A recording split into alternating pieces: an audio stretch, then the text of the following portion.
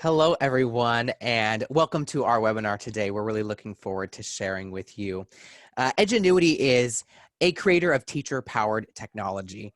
Our ultimate goal is we want to drive learning success through digital curriculum, digital tools, and services. But we have a real emphasis on supporting the teacher as well, making sure that teachers have the tools they need to also support learners effectively.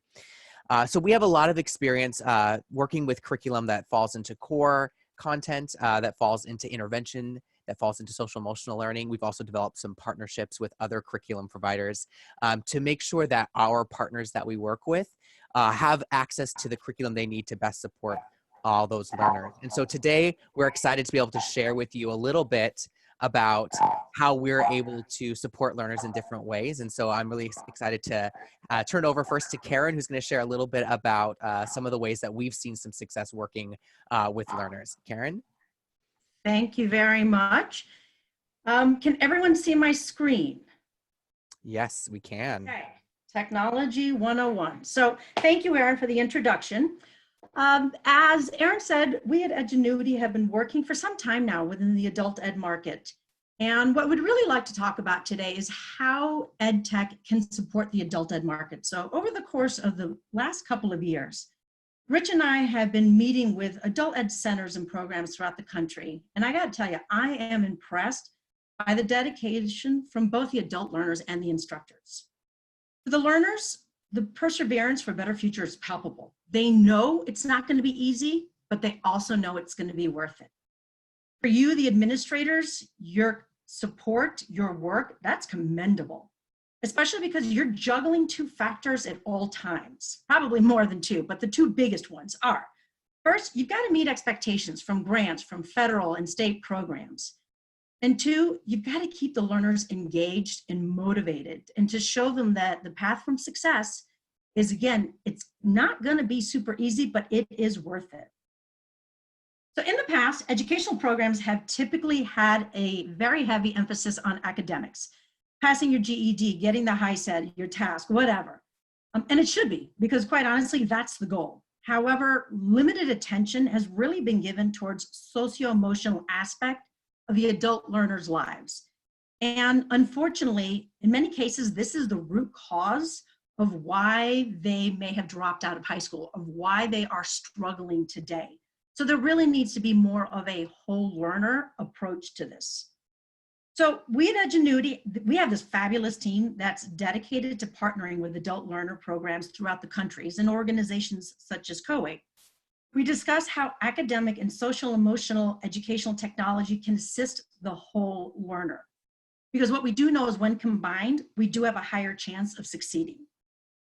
But before we look at the impact ed tech can have on adult ed, let's take a look at where we are today. So there is a clear need.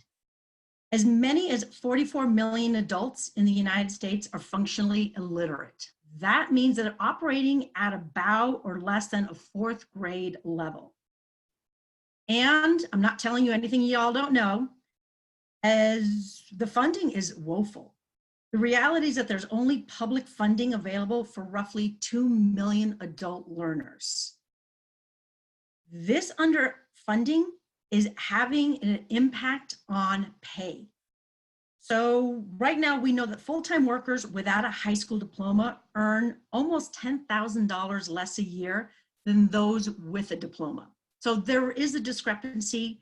Adult learners want the skills, they want the better pay, but they really are not sure sometimes how to go about it. And it's not just about paychecks and funding. It's also about low literacy is intergenerational. So long-term low literacy, it has an effect on the children. Children who don't hear bedtime stories or have the ability to receive help with homework because their parents can't read or have the skills to assist them. And we all know that the strongest indicator of child success in school is that child's mom's level of education. So I've now strapped you with some pretty grim statistics, many of you which you all know, and you're asking me like, thanks for the uplift there, Karen, on a Friday afternoon. But what we would like to talk about is tomorrow. There is a bright lining here coming up. Over the past several years, adult ed programs have made significant disruptions in the delivery of the education. Perhaps the most significant is ed tech being implemented within the settings. So what does this look like? There is a huge growth within the ed tech market. It's actually, the market is expected to grow at 15.4% in the next 3 years. By 2020, there's going to be 110.9 billion. That's with a B, guys, billion. That's going to be funneled into the ed tech system. And adult ed is being funneled into that growth projection. And part of the reason adult education is funneled into that is because there is interest in courseware, there's interest in content, there's interest in remediation, there's a great interest of doing that disruption of how to work smarter, not harder. Today, much of the ed tech instruction is conducted in-house. But what if you were able to extend instructional access beyond the traditional brick and mortar setting? Currently, we know that successful ed tech and adult ed partnerships that we have are allowing instruction beyond the traditional brick and mortar. They're providing instructional content using a blended model setting. And I'll talk about that in a minute. They're also doing this by contextualizing academics and career pathways, creating a seamless program for the adult learner. And also by using ed tech, you're circumventing instructors' shortages, high instructor turnover rates, and part-time instructors. Mobile devices. So EdTech really, in the last couple of years, has capitalized on mobile devices. Here's a nice fact. Currently, 95% of citizens have a cell phone, of which 77% are smartphones. So what if you could start to use smartphones to implement the learning tools on the devices that your adult learners are already carrying? So there are abundant opportunities on how the adult ed sphere can use educational technology. Let's talk about what we have seen, some promising practices. By definition, promising practice. This is a practice where there's sufficient evidence to claim there's effectiveness at achieving outcomes. So this is what we have within Edgenuity have seen that really does seem to be working with our partners. First, I talked to you about blended learning a little bit, or I mentioned blended learning a second ago. Let me stop and say, when exploring blended learning, I cannot emphasize enough, online instruction should never, ever, ever replace a teacher. Let me say that again. Online instruction should never replace a teacher, period. Blended learning is simply an approach.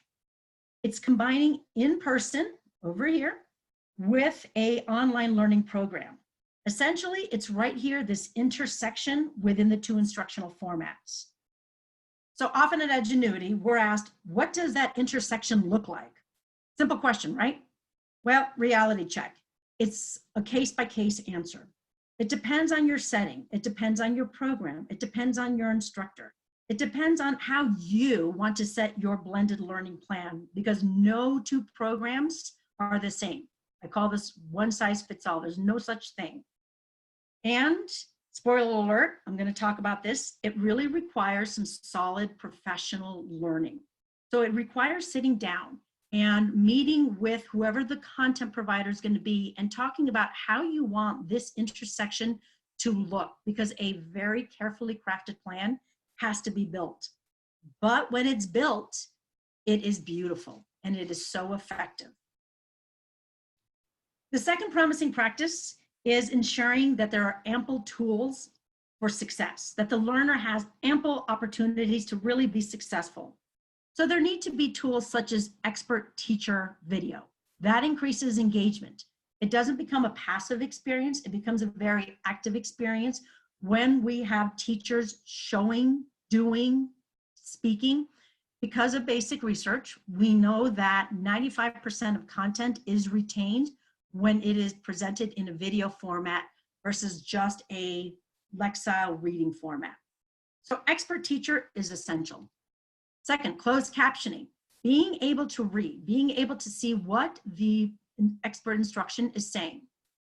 Pause and play and replay. This allows for mastery of learning. Some of your adult learners may need to stop. They may need to back up again. They may need to go back and say, now, hold on, what was that again? I will profess that I don't always get things the first time. I may need to hear 2, 3 times before it actually sinks into my brain. This is what's critical for allowing the blended learning, for allowing the instructor as well as the learner to do this at their own pace. Keynotes, being able to take your own notes. Glossary, I don't think I need to explain what a glossary is, but oftentimes we're going to have our learners coming into units. And yeah, we probably explained we probably defined the word equations at the beginning, but it may need to be defined again as they proceed through lessons. Those tips, those support need to be at a learner's fingertips at all times. Transcripts, being able to also read. There are some adult learners who, wonderful, they love the video, but some adult learners are better at reading, or comprehend better modalities of instruction. And by providing all different modalities of instruction to the learner, you increase the probability of success. Text translation. Many times, the translation tools can be clunky, they can be awkward, they're really not clear, clean translations. The more translations in different languages there are, the better, and making sure that it is truly native language speaking translations. Digital highlighter, make this almost like a textbook. Highlight, take notes, do whatever you need to do, because this becomes your adult learner's virtual textbook. And text to speech. The adult learner may have to have some of the content read out loud to them. Absolutely give them all the tools necessary to become successful. Next promising practices, content. So as I spoke earlier, we now know that 95% of a video's message will be retained compared to 10% when they are reading text. So video is very powerful. And additional research is suggesting that 80% of viewers remember a video they viewed in the past month. So visual is really the strongest way of impacting instruction. So during instruction, as I said earlier, we want to provide the ability to translate, but as we can see here, there's a lot of activity going on. Make it engaging, make it interactive for the adult learner. Don't be passive, because there's a difference. We're really not going after pedagogy here, as you know that. We're going after andragogy. So it's a different type of learning style for the adult learner, and we need to be cognizant of that. I spoke about the translation. In this example, here the learner has the ability to translate into 60 different languages, and it can be read out loud in the top 6 different languages. And I spoke about the efficacy behind video-based instruction, but as instructors, you have to know that they are mastering the content, right? So within everything, you need to have small little checks for understanding built in. We don't want the adult learner to get to the very end of the quiz and realize they didn't have mastery of the content. So by having small little, what I call eating the elephant one bite at a time, making sure there's checks for understanding built in with all the content. So when the adult learner does get to the unit test of either the HiSET or the GED, that they really do have mastery of this content. So far we've looked at a lot of the best practices for the learner. What about the instructor? So one of the best practices is allowing the instructor the flexibility to create a custom class. So something that Rich and I have heard consistently is you will have, let's say, a group of 10 adult learners, and their Lexile level, they are all over the place regarding their ability. This is essential that you have the ability to almost put them into cohorts and start to create courseware. You can either do it by individual students, by cohorts, but being able to make sure that you are meeting the learners where they are. being able to create customized and contextualized lesson, being able to pull some academic and career path courseware into the same learning path. The more power that we can give the instructor, the more powerful the lessons become for the learner. Another promising practice for the instructor is ensuring that the instructors are using data to identify areas of strengths and opportunities for growth. Something that has come to my attention when I do speak with a lot of the adult learning centers is they have the data from the TABE or the CASAs, but they're just not quite sure what to do with that data. So it's really important that you are using all forms of data, your triangulation of data, to create learning paths, to track the achievement, the progress, and also to be able to see how the adult learners, how much time they're spending in the program. So now that you have the data, and here's the $100,000 question, now that you have the data, what do you do with it?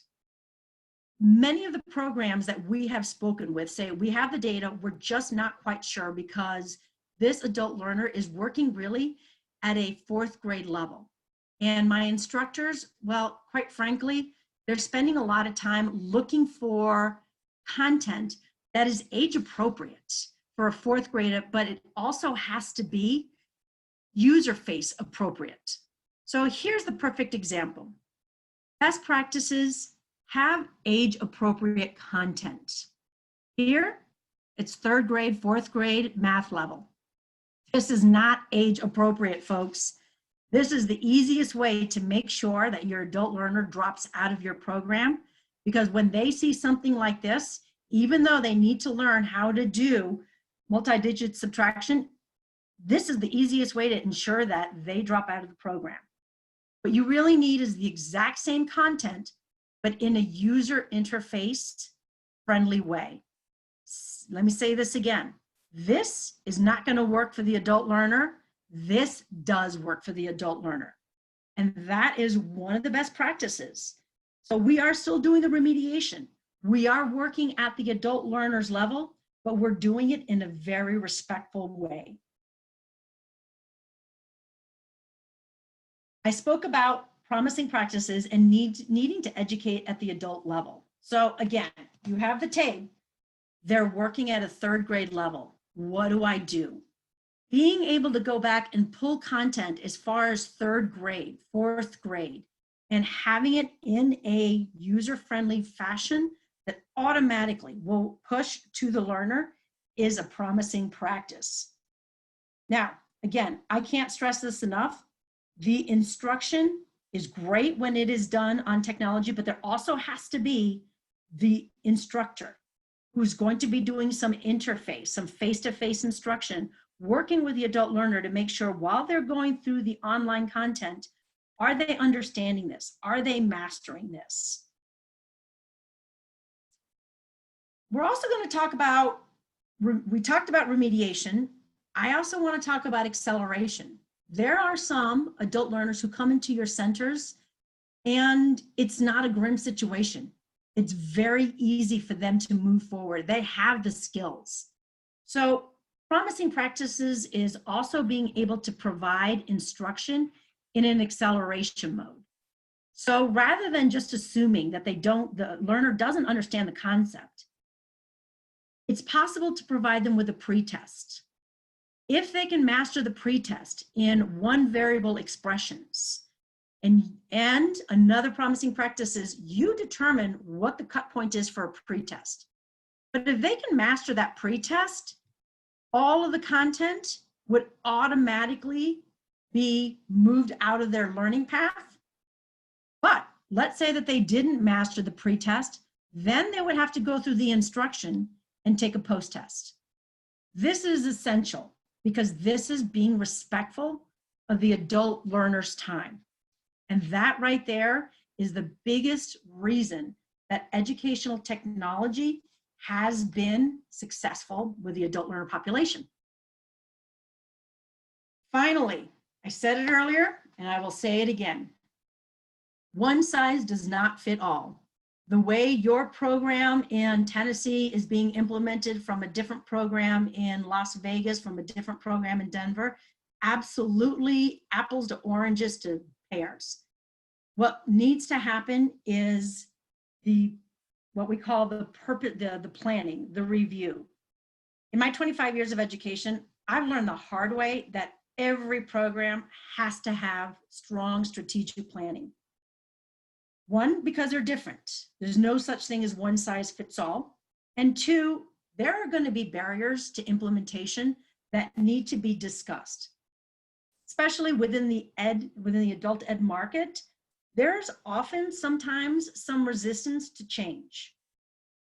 Some staff members may state openly that they're open towards moving towards education technology, but privately they are a little hesitant. They're scared. They're not sure how to do it. They need some guidance on that transition. So this is the strongest way of ensuring success, is by sitting down, having everybody roll their sleeves up and talk about how to make sure that the educational academic portion of your program is aligned with your vision, your mission, your goals. So far, I have talked a lot about the academic portion of it. I'm going to go back to my opening statement. What we've come to realize in the last couple of years is academics is awesome. It's strong. It's the backbone of success. But really, is it? Because now that we're starting to talk with the adult ed centers, we're starting to recognize that academics may not be any form of success if the adult learner is struggling with socio-emotional issues.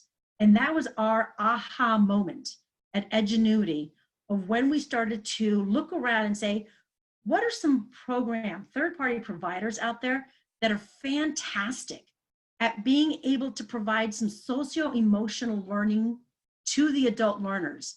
So we can take some of the, as I call it, some of the baggage that they are carrying, help them work through their socio-emotional skills, through their academic skills, being successful, the whole learner. So with that, I now have the privilege of passing it over to my colleague, Daniel, who's going to walk us through the socio-emotional portion of Purpose Prep. Daniel? Well, hello, everyone. Really excited to be with you here. And I'm going to be sharing my presentation in just a moment. But thank you so much, Karen, for walking us through that. I love the new information. We've got an amazing group here. Like, this is exciting. Thank you so much. I honor you for taking time out of your busy schedule. I know there's going to be many that watch this recording. And I got to tell you, one thing that I love about these presentations is I love seeing the interaction. So I'm going to open up my chat here, and please, if you have any questions, if you have any comments, thoughts, if anything gets you excited, why don't you just start typing it out and you can post it on there. I know we'll have some time at the end for questions, but I'll put a little face to a voice to a name really quick. Can everybody see me here? Happy Friday. My name is Daniel Budzinski. I'm the founder of Purpose Prep. We've been around for just about near a decade now and impacting individuals all around the world. So we've worked in 30 countries. We're in 30 states right now, and no pun intended to our company name, but we are all about purpose. When you talk to individuals, no matter their age, no matter their race, no matter their gender, no matter where they came from, no matter where they want to go, people want purpose, people want happiness, and people want success in life. And I think when it comes to adult education, when we talk about learners, we're all learners. And the moment I had this realization, the moment you stop learning, you really stop living. This idea of when we're learning, we're actually attaching ourselves to new concepts in life. We're reinvigorated. We're reinventing ourselves. And so how do we train these skills and these competencies so that we can help people get what they want, which is purpose, success, and happiness? And so I'll be talking a little bit about social emotional learning. And I'd just like to start off with the why. I think the why is really important. There's some remarkable statistics. They say that 98%, That's right. 98% of people go through life without a plan. I don't know if you feel sometimes that you don't make goals or you don't have a plan for your week, and the next thing you know, your week is over, your year is over, and you don't even know what you accomplished. You don't even know what you didn't do or did do. I always say that 98% of the world that goes through life without a plan actually has a plan, and their plan is to have no plan. So a lot of these individuals, what happens in their life? They live by circumstances. Their life is situational, and they don't actually get where they want to go in life. 66% of people are afraid of life after graduation. How many of us have talked to young learners and young people who are traumatized or on that emotional roller coaster, who don't know who they are? They're in 12th grade and they're graduating 1 month from now, and they're like, I don't know what I'm going to do. You know, the number one major in college is an undecided major, right? 40 million, listen to this. This is remarkable. 1 in 7, 40 million adults, humans, 12 years or older have a substance abuse problem. It's the second leading cause of death right now is suicide for ages 10 to 34. Suicide is the top 10 leading causes of death for every generational age group, 20s, 30s, 40s, 50s, 60s, 70s, 80s. If you don't have purpose in your life, if you don't, then even let's take it deeper into the competencies, have the coping skills, the resilience skills. If you don't build the self-management, self-regulation, our lives can become very dysfunctional very quick. And these are the stats on why SEL is so powerful for adult learners to motivate them. Suicide is up 70% in just a single decade. And I talked about it being the top 10 in every generational age group. You know, I don't know about you, but life happens. You get flat tires, you fail a grade. Individuals have to drop out of school because they're taking care of their family. And when you're an adult learner, we have to learn how to motivate and create ambition and create change in human behavior, which is the hardest thing to do. And the only way to do that is through learning, is through reinventing, is through changing, is through actually seeing and having mentors in our lives. And this is the power of SEL. Social emotional learning is all about giving students, giving people the skills they need so that they can get what they want in life. I love using the word purpose because it's a little bit narcissistic, right? When you think about purpose, you think it's about me, my purpose, and what I'm going to do with my life, and me. But the moment you find your purpose, you realize it's about serving other people. And so the reason I think this is so powerful is value and service and our hourly wages and everything we do in life is all about how we provide and create value for others. And when we teach people social emotional skills, we teach them how to get what they want in life, but in reality, we're teaching them how to serve their fellow brother, their fellow sister, the people in their community, the people in their homes. And when they get to serve themselves and they serve the people around them, they have greater satisfaction in life, lesser anxiety, depression. They have greater connection, vulnerability, authenticity. And ultimately, these are the skills that actually attribute to favor, that attribute to you having acceleration in your job roles, to you having fun in your job. What about job satisfaction? Showing up to work and being like, yes, let's go for this. So really quick, just for a moment, how many of you in the chat box, I'd love to hear from you, are experiencing any one of these statistics? You're seeing this in your adult learners. I'm just going to pause just for a moment. How many of you are experiencing these issues? And if you want to maybe say, oh, we're seeing the fear for graduation, we're seeing the substance issue. How many of you, I would very be curious on the struggles you're seeing in your adult learners that are holding them back from staying in class, staying connected. I would love to just have you kind of pop some of those issues into the chat box so we can kind of read those. I'm going to keep going, but I want to go back to that. I would love to continue to hear socioeconomic barriers. That's real, right? These are real situations. Access to the ability to get into a car and actually have a vehicle to drive to places. That's real as well. I appreciate these comments. Look at they're coming in. I'm going to keep going forward, but I want to see and be able to read over these. So we have this model, and I really believe that the model is about the whole human, not just the whole learner, because not everybody sometimes considers themselves a learner, but everybody is a human. Teachers, students, adults, young individuals, young adults. And our whole human model is about EQ. EQ is emotional intelligence. We believe that IQ which is attached to our grades and our performance and our standardized tests and the things that we have to pass, is actually an output of EQ. And so how do we effectively develop EQ? You know, CEOs were surveyed. They were asked, what are the most important skills and indicators of success? And research has proven, neuroscience, brain science has proven, our reward systems have changed. Life has changed as we know it. And how we motivate our lives in bringing change and success to our future, they said that EQ is the highest indicator for future success. It is the highest indicator for after high school, for adult learners, that they're going to have success in their life, their business, their careers, and their families. And so we bring it all together. It's not just social emotional learning. It's character ed. It's leadership development. It's teaching people their identity of who they are and their skills, their strengths, entrepreneur skills. How do we find intervention and prevention? Restorative justice is a huge piece of that. Saying sorry, saying our piece, these circles. What about college and career readiness skills? Responsible and responsive curriculum. Life and workforce skills. I could keep going on, but you know what? It's hard to learn when you have trauma in your life. So we need trauma-informed instructions. What about mental health and wellness? You know, many of you maybe know about ACEs scores, which is adverse childhood experiences. It's really hard to learn when you think about that Maslow's hierarchy of needs if you don't have food, or if you've gone through trauma and you don't feel safe with people. When we create these environments in our adult ed programs, we realize that adults are really just big kids.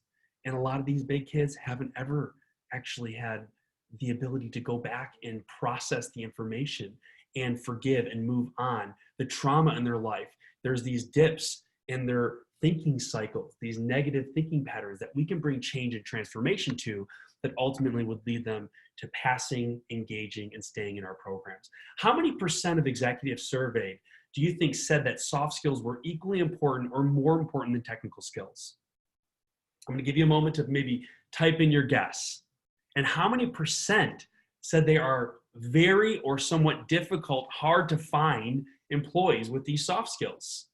So soft skills are communication, they're critical thinking, they're more important than technical skills, like how to do something. Take this paper clip, take this PowerPoint presentation and add this slide. Soft skills are more, it is 92% said that soft skills were equally important, if not more important than technical, and 89% said they are very or somewhat difficult in finding these skills in employees. How many out of 10 employers say that social emotional skills are the most important to success and yet also the hardest to find? I cannot believe this isn't 10 out of 10. Give your best guess. I gave it away. It's not 10 out of 10. It is 8 out of 10 employers. Look, I'm an employer. When I talk to other CEOs, when I talk to other founders, when I talk to other coworkers, they want people that can talk. They want people that can empathize. They want people that can connect, synergize, work hard, ethics, values. Look, we have values here. It's about honesty. It's about integrity. It's about trust. It's about humility. No matter how we go, we are always humbled and reminded of these values that we live by in our organization. And this is what companies are looking to right now. They want to see the traditional education, but they all the more also, the differentiation is those soft skills, those life skills, and those social emotional learning skills. So why purpose? Why SEL? I'm just going to throw up a few bubbles. And I think these bubbles here and the content within them really talk about a powerful point here.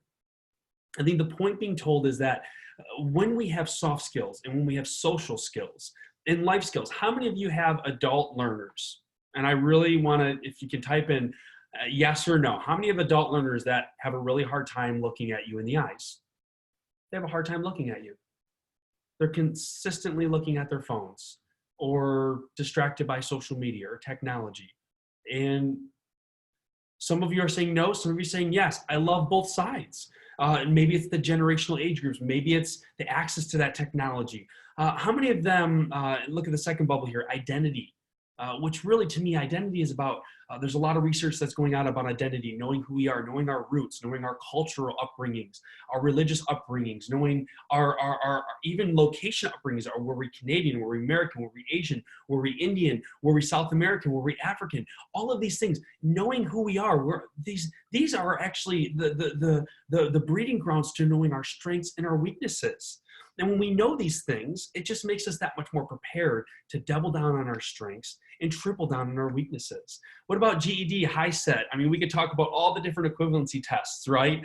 We all know that during test times, students, adult ed, and younger students, they drop out. They stop showing up and have truancy and absenteeism issues. We have higher levels of anxiety, depression. We have higher levels of individuals feeling and having panic attacks. Social emotional learning brings that sustaining feeling, that self-efficacy, that control, that ability to process through adversity. And if you show up for work every day, you're going to have adversity. And if you want to get married, you're going to have adversity. And if you're going to take the GED, you're going to have adversity, right? Because if you're in an adult ed program, you probably had a few things happen in your life, whether they're good or bad, that have allowed you to say, hey, I want to go back and I want to do something. I want to keep going. And so it's about the encouragement and the connection and also the skills. What about the technical and college and career skills? Man, I could go so deep into this on how AI is going to displace 75 million jobs by 2022, but it's also going to create 133 million new jobs. The new jobs are going to require soft skills, where the 75 million jobs displaced are technical skills, which is stamping on stamping a press, right? Even accounting software is now becoming algorithmic, and there's AI engaged in this. We need humans to be better humans. What about developing a life plan and vision? I'll tell you what, I've set goals in my life that I never thought I could reach, that I reached, and it's because I set the goal. But when I don't set goals, I 100% of the time hit the mark, right? I'll never forget a young student that we were working with, a young adult ed student, just about to graduate, right? He said, look, for the first time in my life, I feel like there's hope in my future. And you want to know why? We took them through a process of how to write goals in their life, how to write goals for their financial life, their education life, their personal life, their mental life, just writing goals, right? Building a plan, having an idea of what we want in our life, this growth mindset. And so competency training. We have access to Google. There is 1.2 trillion searches in 2012 just on Google. That's one search engine. The proliferation of information has really allowed anyone at their fingertips to access the conglomerate of all human consciousness and all human thoughts, because everyone has their own platform to speak off of. So what does that mean? It means competency training is the future. When you have a question, what do you say? How do I change my hubcap on my 2009 Prius? Yes, I own a 2009 Prius with a missing right hubcap. But what I'm saying is I know exactly what I'm looking for. And that's what training has to be. I have to feel like what you're training me to do is preparing me for exactly what I need to know, and nothing more and nothing less. Amazon, Cisco, all of these top companies that are actually recruiting the developers, the accountants, the finance leaders, the sales leaders, they spend billions and billions of dollars making sure the training is modular and exactly competency-based, as well as talent-based learning, right? Talent-based learning is I want to learn from your successes and I want to learn from your failures. So it's people learning from people. SEL, health, mental health skills, we could go deep into this, but I want to progress a little bit on what we've done with purpose and an encouragement, no matter where you're going, to look at adult ed SEL programming that is relational and human.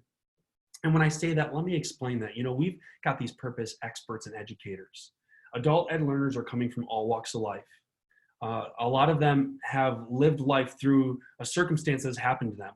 A lot of them have come from great families. A lot of them have come from families that maybe are dysfunctional or broken families. A lot of them have, I could say, 500 different scenarios, and every one of them could be true. And we have these experts from around the world, from around the country, with different age groups and generational groups and ethnicities and belief systems and job roles, so that they can actually create connection and relate, sharing powerful quality information where every single time they're answering an essential question, one question. And it's a video-based platform to where when we deliver social emotional learning, it's about humans learning from humans. Why I started this company, a lot of people say, why did you start this company? When I was in high school, I got suspended 3 times. I was kind of on a downward path, right?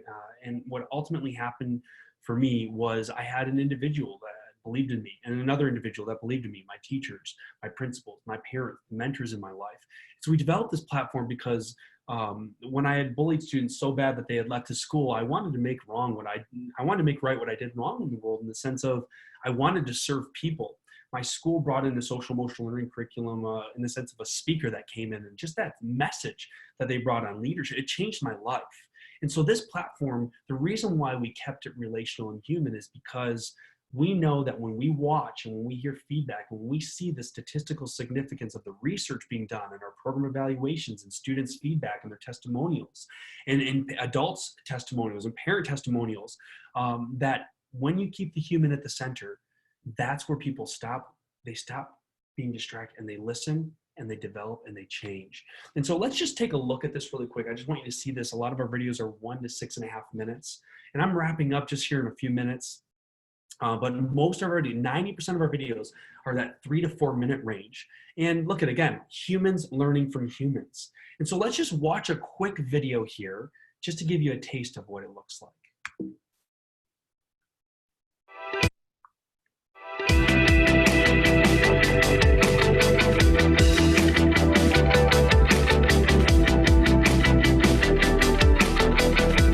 So what skills and capabilities and activities are going to have the most demand in the future? And maybe just as importantly, within those skills, what is going to give you the most sense of purpose and fulfillment to give you the best life that you can lead?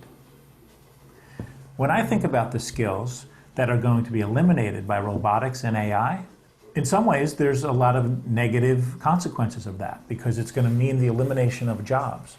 But at the same time, it's going to create an incentive for people to start to focus on other areas of life that maybe will give them more fulfillment, and maybe we can train people to do things that have a longer lifespan that will not be replaced by such systems. Obviously, in the arts, that's going to persist. The ability to be a playwright, to make movies, to create virtual reality experiences, or to create games, that's not going away. That's going to actually be enhanced.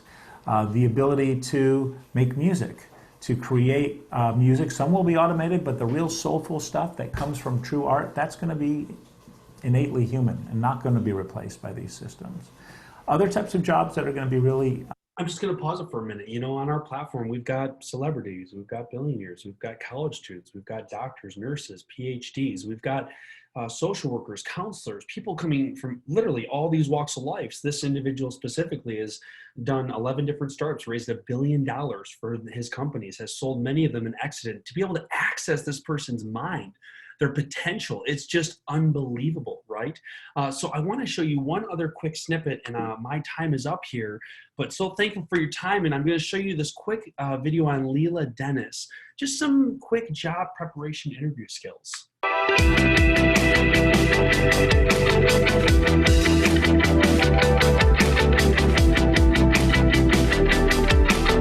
What interview skills will set you apart from someone else when you're on your interview? And I'm going to share with you a quick model that will help you stay on track when you are in your interview.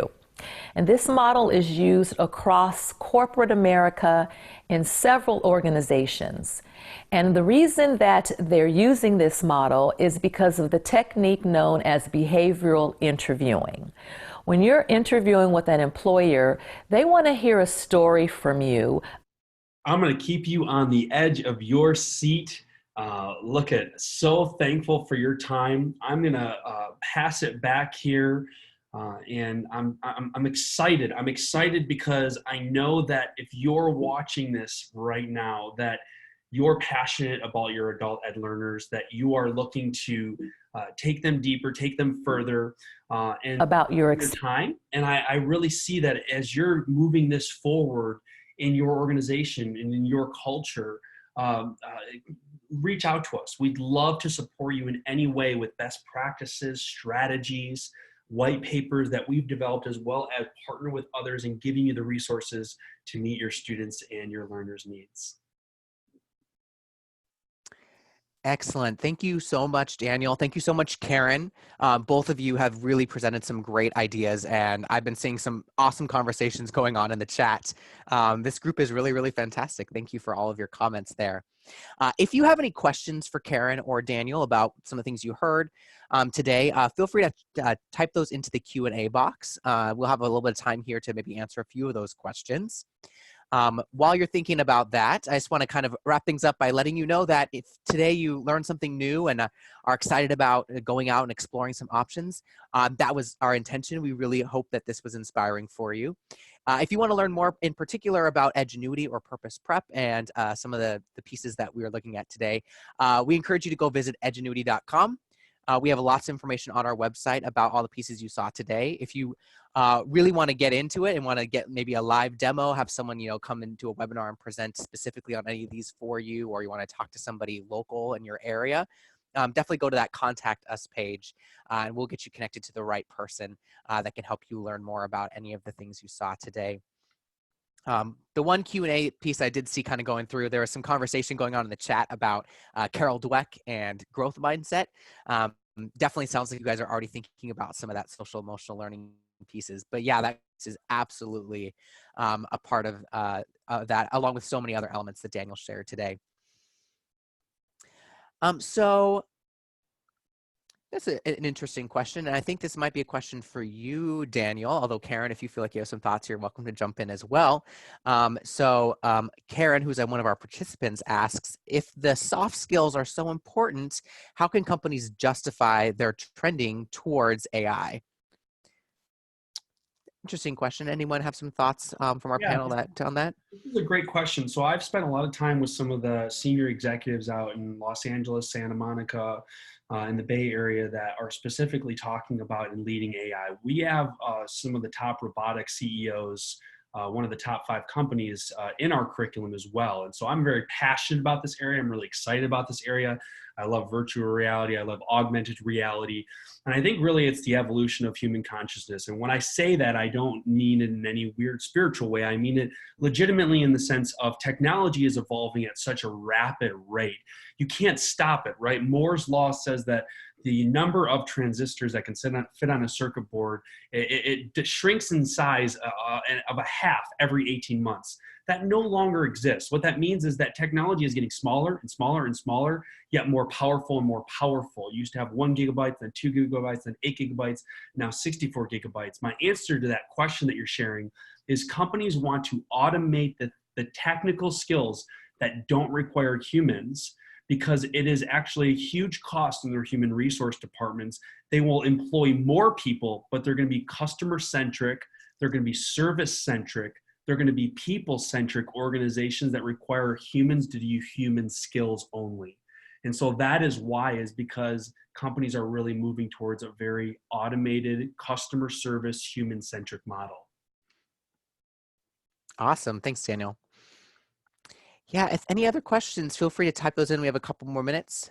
A couple questions that were already answered, but in case you may have missed them in the Q&A box. Question was, are the PowerPoint presentations going to be available?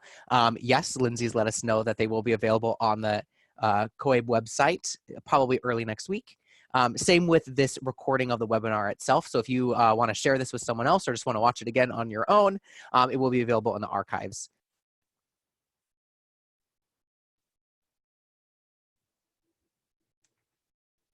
So I'm not seeing any questions at this point. So Lindsay, I'm not sure if you have any final things you want to wrap up with for today.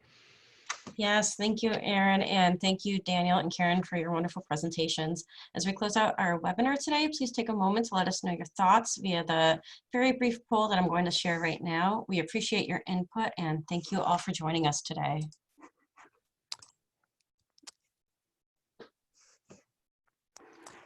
Hey, Lindsay, a question came in about costs. I'm just going to answer that real quick and let you know that if you want more info on that, definitely reach out to us through the edgenuity.com website, and we'd be happy to connect you with someone who can talk to you about that piece. Amanda asked a question, and I think we may have missed it, unfortunately. Oh, hi, Amanda. So Amanda had written a thing here. Give me a sec to read through that and then see if there's some thoughts on that.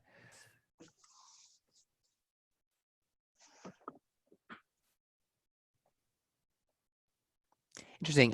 Karen, actually, I think I'm going to toss this over to you, see if you have any thoughts you want to add on that. So Amanda made a point about acceleration in particular and how important that can be, especially for adult learners, just because, the time and class constraints can make it turn out that they can be a poor use of an adult learner's time. So do you have any extra thoughts you might want to share regarding acceleration in particular in that model? Yeah, so within all the programs that you look at, it's critical to make sure that acceleration is an option.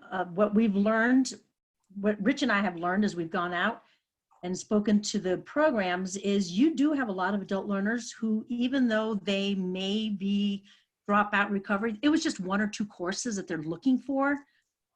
Or you know what, just because they are looking for their GED doesn't mean they are cognitively deficient. They are brilliant.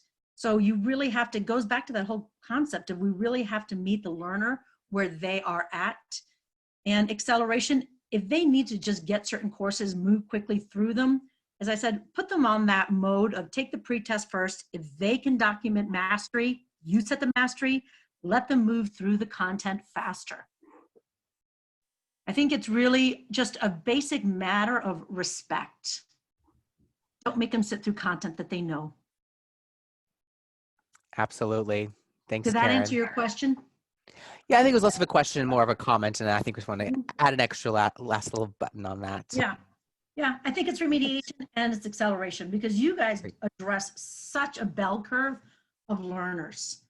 And that is really evident when you come in, you're like, I've got a adult learner reading at a 2nd grade and reading at a 12th grade. And they're both coming into the center at the same time. And my instructors just don't know how to handle these 2 learners at the same time. And that's where digital curriculum, digital educational technology really helps you address those 2 bell curve. Perfect. Thanks, Karen. All right, everyone. Hopefully you're able to fill out that poll. I think at this time, if you have any other further questions, we are always happy to continue the conversation. Go ahead and please reach out to us again, going to the website there. And again, thank you, Lindsay, so much for hosting us. Edgenuity is really happy to be able to jointly do this today and share this information with you. Great. Thank you all. Have a wonderful day.